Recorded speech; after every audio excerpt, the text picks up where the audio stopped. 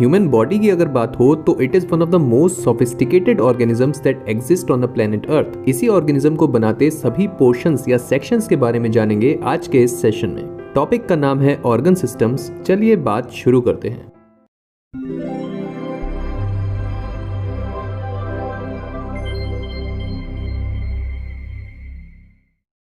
सबसे पहले organ system शब्द की अगर बात हो तो it can be defined as follows, collection of organs working together as a team. जितने भी ऑर्गन सिस्टम्स एग्जिस्ट करेंगे किसी ऑर्गेनिज्म की बॉडी में, उन सब में ही हमेशा एक ग्रुप ऑफ ऑर्गन्स प्रेजेंट होंगे जो मिलके उस ऑर्गन सिस्टम के लिए एक टीम की तरह वर्क करेंगे in order to get a major and specific work done. यानी कि हर एक ऑर्गन सिस्टम का काम होता है कि वो जिस ऑर्गेनिज्म की बॉडी में आ रहा है उसकी बॉडी, उसके शरीर के लिए कोई एक मेजर यानी कि बड़ा काम करे and at the same time वो काम स्पेसिफिक भी हो। फिर ये लास्ट फ्रेज कहता है for the body of a relatively complex organism, माने कि ये जो भी ऑर्गन सिस्टम्स होंगे ये सिर्फ कॉम्प्लेक्स ऑर्गेनिजम्स में ही प्रेजेंट होंगे। सिंपलर ऑर्गेनिजम्स जैसे कि स्पॉन्जेस या फिर अमीबा या फिर टेपवर्म ऐसे ऑर्गेनिजम्स की बॉडी में प्रेजेंट नहीं होंगे। डेफिनेशन तो अब हमने समझ ली। अब ऑर्गन सिस्टम्स की बात शुरू करने से पहले कुछ ऐसी बातें देखेंगे जो सभी ऑर्गन सिस्टम्स में हम देख सकते हैं। दो बातें यहाँ पे एग्जिस्ट करती हैं। एक बात कहती है that organs in each organ system come in a specified order to fulfil the organ systems task, यानी कि मोस्टली हर ऑर्गन सिस्टम में ऑर्गन्स एक फिक्स्ड ऑर्डर में प्रेजेंट होते हैं। जैसे किसी चेन का फॉर्मेट होता है कुछ वैसे ही, यानी कि एक ऑर्गन के बाद आता है दूसरा ऑर्गन, फिर तीसरा एंड सो ऑन। और यहाँ पे हर एक ऑर्गन का उससे नेक्स्ट आने वाले ऑर्गन से कुछ ना कुछ कनेक्शन एग्जिस्ट करता है। फिर एक दूसरी बात जो कॉमन होती है वो ये है कि इन each organ system mostly one organ performs अ मोर कॉम्प्लेक्स टास्क, यानी कि मोस्ट ऑर्गन सिस्टम में हम ये भी देखेंगे कि कोई एक ऑर्गन ऐसा होगा जो हर ऑर्गन सिस्टम में सबसे मेजर टास्क कर रहा होगा, जबकि ऑर्गन सिस्टम में आने वाली बाकी ऑर्गन्स रिलेटिवली सिंपलर टास्क कर रहे होंगे। ऑल्दो इंपॉर्टेंस किसी भी ऑर्गन सिस्टम में हर एक ऑर्गन की होगी, किसी ऑर्गन के बिना काम चल जाए ऐसा बहुत रेयर ही होगा। ऑर्गन सिस्टम्स में क्या बातें कॉमन होती हैं ये भी जान लिया। अब हम ह्यूमन बॉडी को देखें तो there are a total of 78 organs present in it, जो बटते हैं in a total of 11 organ systems, जहां पे हर ऑर्गन सिस्टम में अलग अलग नंबर के ऑर्गन्स आते हैं और नंबर्स ये रेंज करते हैं 3 से लेके 10 तक। हर एक ऑर्गन सिस्टम को हम यहाँ पे देखेंगे and at the same time उसके फंक्शन को भी जानेंगे। तो बात शुरू करते हैं। सबसे पहले हम देखेंगे उन 3 ऑर्गन सिस्टम्स का ग्रुप जो एक दूसरे से क्लोजली लिंक्ड होते हैं फंक्शनिंग में, integumentary system, muscular system and skeletal system.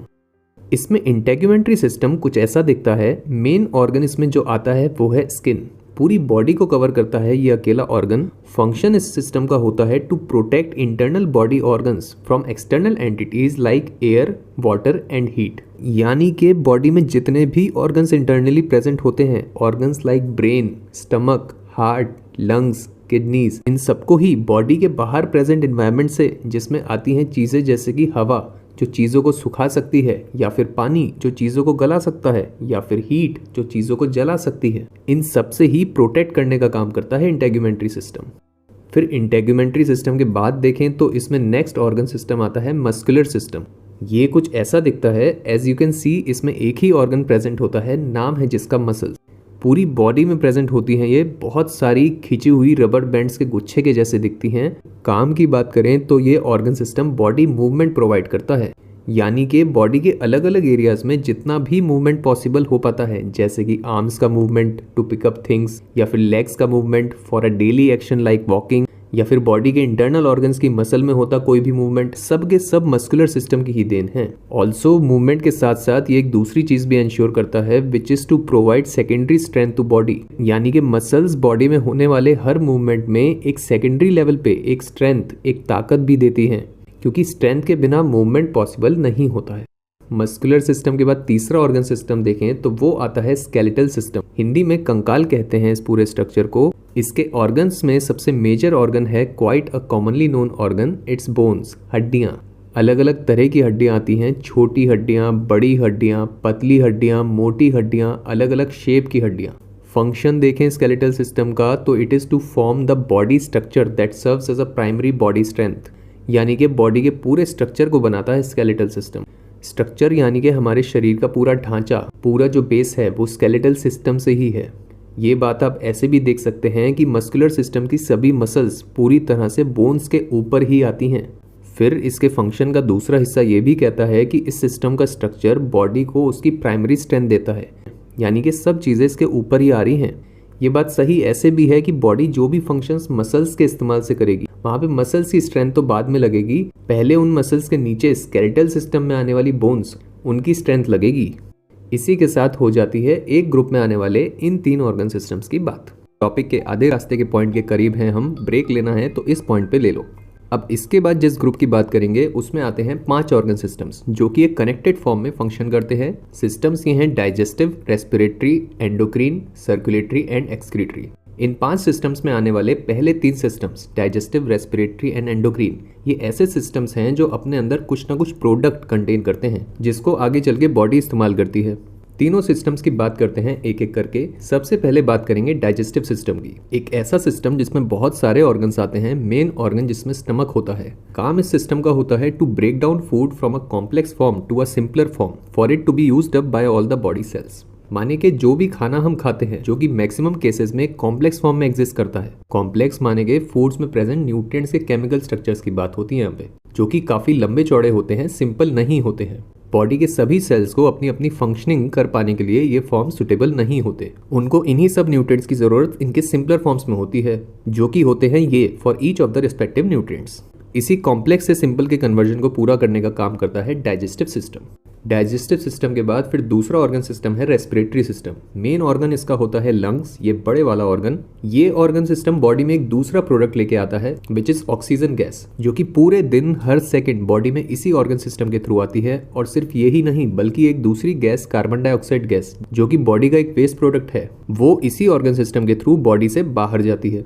फिर इन दोनों सिस्टम्स के अलावा तीसरा सिस्टम एंडोक्रीन सिस्टम, एक ऐसा ऑर्गन सिस्टम जिसमें कोई एक ऑर्गन मेजर नहीं होता, सब इंडिविजुअली या फिर सेपरेटली फंक्शन करते हैं।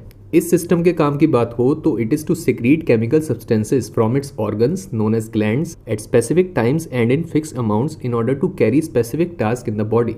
यानी कि ये सिस्टम बहुत से केमिकल सब्सटेंसेस सिक्रीट करता है जिनको कहते हैं हार्मोन्स, और केमिकल्स ये निकलते हैं फिक्स्ड ऑर्गन्स के थ्रू जिनको कहते हैं एंडोक्रीन ग्लैंड्स। एक एग्जाम्पल देखें तो ये है पेनक्रियास ग्लैंड, सिक्रीट ये करता है इंसुलिन नाम का हार्मोन। ये एक ऐसा हार्मोन है जो हमारे ब्लड में शुगर का जो लेवल है उसको बैलेंस रखने का काम करता है।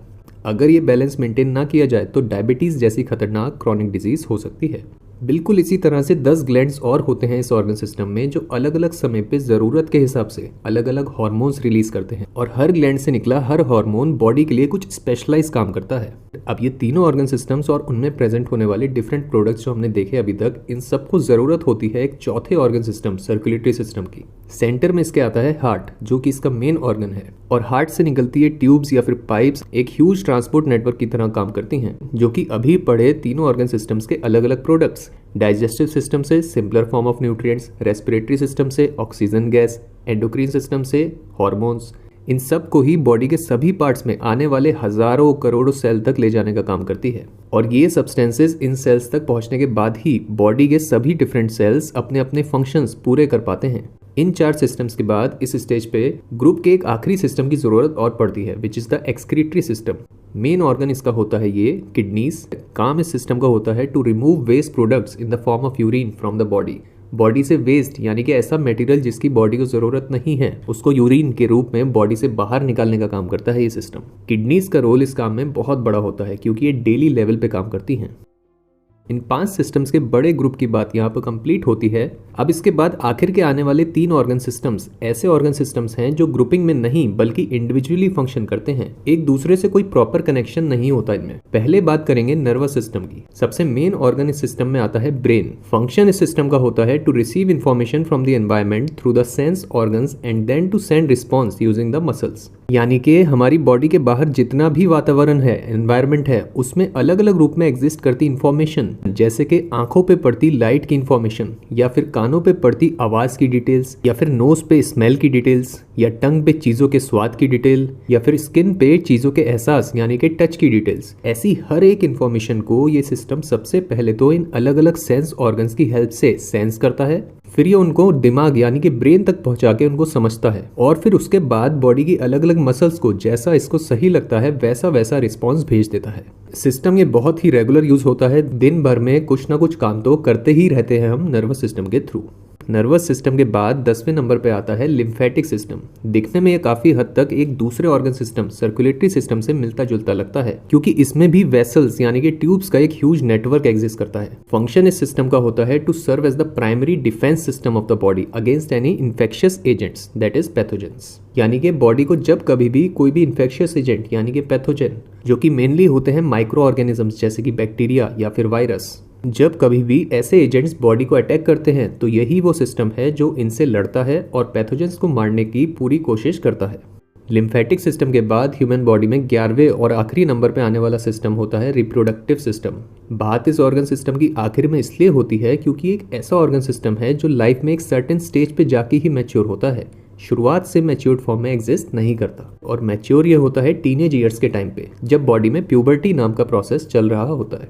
ये एक ऐसा सिस्टम है जो मेल्स और फीमेल्स में डिफरेंट होता है। मेन ऑर्गन मेल्स के केस में होता है ये वाला ऑर्गन पेनिस, और फीमेल्स के केस में मेन ऑर्गन होता है यूट्रस, ये वाला पार्ट। फंक्शन इस सिस्टम का देखें तो वो होता है to ensure the survival of species by providing the ability to an organism to produce the next generation organism. यानी कि एक स्पीशीज के ऑर्गेनिजम्स कभी खत्म ना हो, ये एंश्योर करता है ये सिस्टम। ह्यूमंस की बात करें तो रिप्रोडक्टिव सिस्टम ह्यूमंस में तब फंक्शन में आता है जब ऑपोजिट जेंडर के ऑर्गेनिजम्स सेक्सुअल इंटरकोर्स नाम की एक्टिविटी में इन्वॉल्व होते हैं, और ऐसे में होता है रिप्रोडक्शन प्रोसेस, जहां पे एक नई ह्यूमन लाइफ की स्टार्ट होने की पॉसिबिलिटी क्रिएट होती है। ऑल्सो सिस्टम ये वॉलंटरी टाइप का होता है, एक इंसान की अपनी चॉइस होगी तो ही यूज होगा इसका। इसी के साथ हो जाती है बात हमारी कंप्लीट इस टॉपिक के ऊपर। टॉपिक को आप बाद में रिवाइज कर सकें उसके लिए आप ये टॉपिक रिवीजन शीट यूज कर सकते हैं, और अगर आप टॉपिक पे खुद को टेस्ट करना चाहते हैं तो आप ये वाली टॉपिक क्वेश्चन शीट यूज कर सकते हैं। तो टॉपिक के सक्सेसफुल कंप्लीशन पे कॉन्ग्रेचुलेशंस टू यू। चैनल आपको अपनी स्टडी के लिए यूज करना हो तो चैनल को सब्सक्राइब कर लीजिए, और नए टॉपिक्स के नोटिफिकेशंस आपको मिलते रहें उसके लिए बेल आइकन को भी प्रेस कर लीजिए। एंड लास्टली, इस टॉपिक के बाद आने वाले नेक्स्ट टॉपिक का लिंक है ये, इसको आप अभी स्टार्ट करते हैं तो बीच में एक ब्रेक जरूर ले लें। मिलते हैं अगले टॉपिक में।